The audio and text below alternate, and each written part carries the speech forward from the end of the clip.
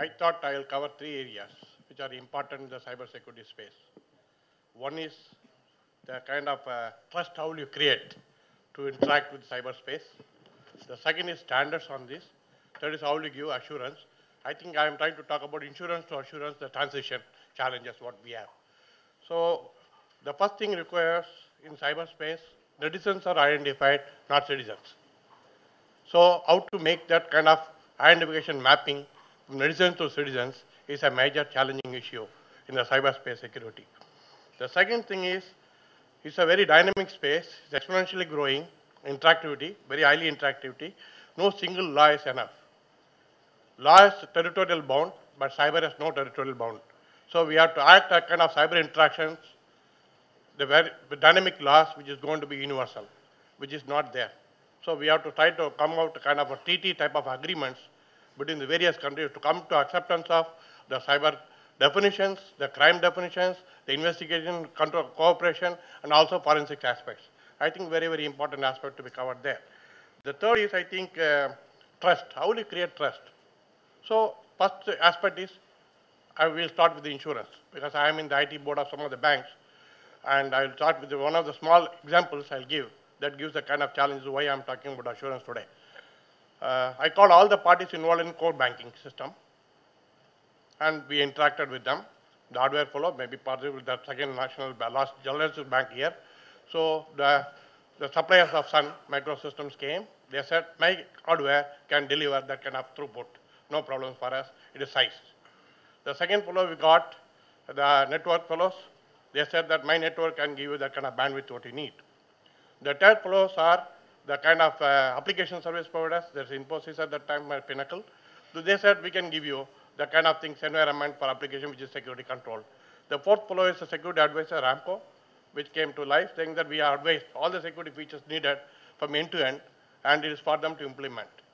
So what has happened was, when you give a transaction response time assurance for top 10 banking transactions, nobody assures anything there.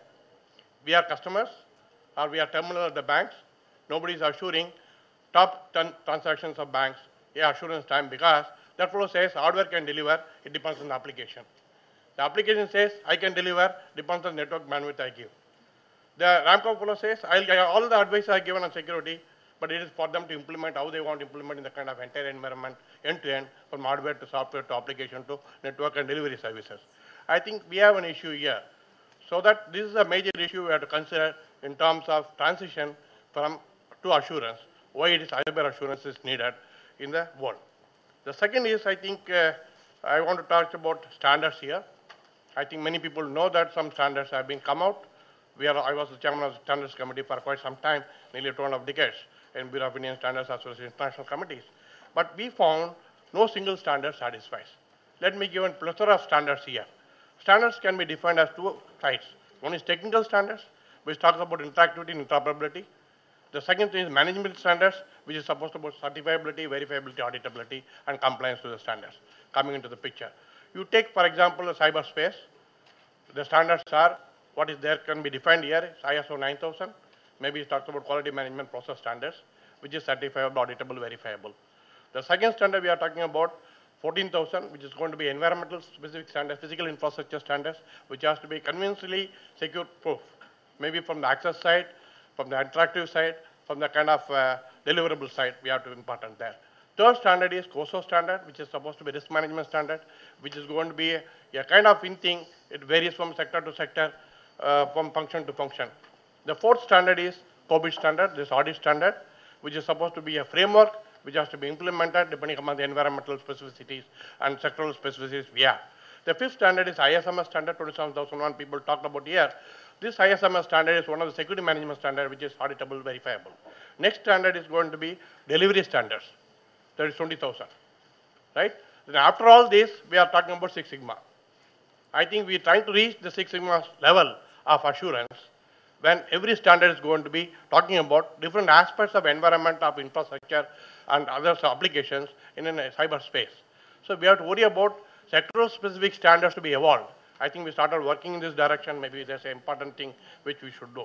Then fourth aspect is insurance is there. We have a major issue on assets, digital assets, or cyber assets. How will you classify these assets?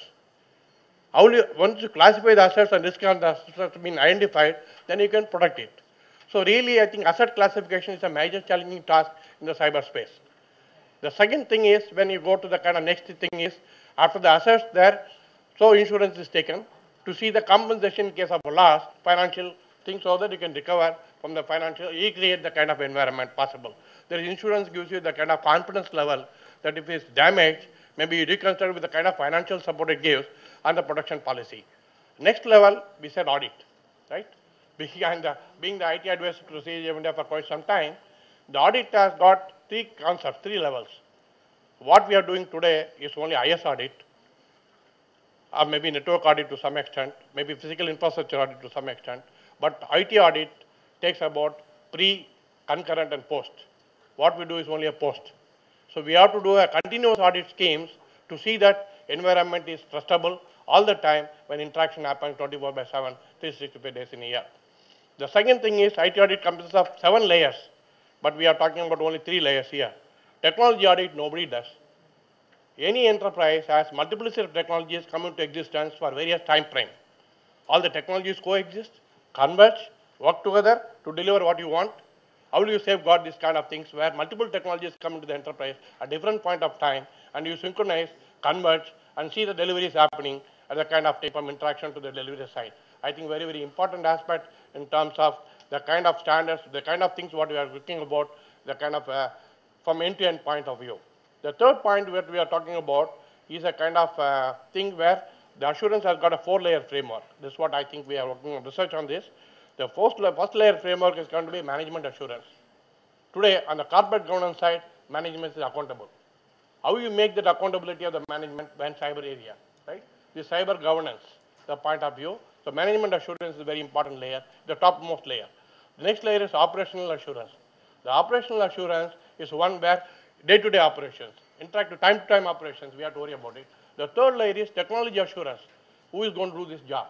Is auditor is going to do the job? Are technology people going to do the job? Are the functional people going to do the job? It's a major issue of challenge of convergence in this organization.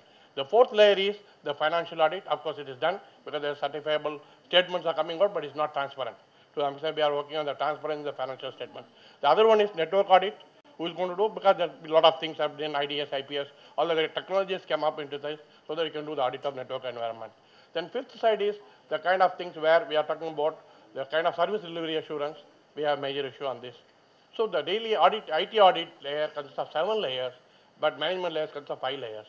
So we have to worry about the kind of synchronization of this kind of functional layers to the kind of specificity of delivery layers. I think this is what we are trying to do. I think this is a kind of challenge we are facing in terms of cyber security is concerned. Then the assurance aspect, how will you do assurance all the time? When multiple stakeholders are involved, human resources are involved, are going to be the ethics and discipline is going to be followed for accesses, for assurance of resource utilization, resource mapping, and resource management. I think the IT infrastructure management requires the resource accountability, the accessibility of resources, use and abuse of resources. If you see the kind of surveys in security, you say that internal threats is 60%. How will we make the threat model? That's what I think she has talked in the beginning. The threat modeling itself is another area of challenging task before us, being academicians or practical implementers or maybe possibly enterprises are facing this challenge. So threat modeling, insider threat and external threat. I think we have to try to work out the balancing of these kind of things, very, very important aspect of this. I think with this, I'll stop here. I'll open up for interaction at the later stage. Thank you very much.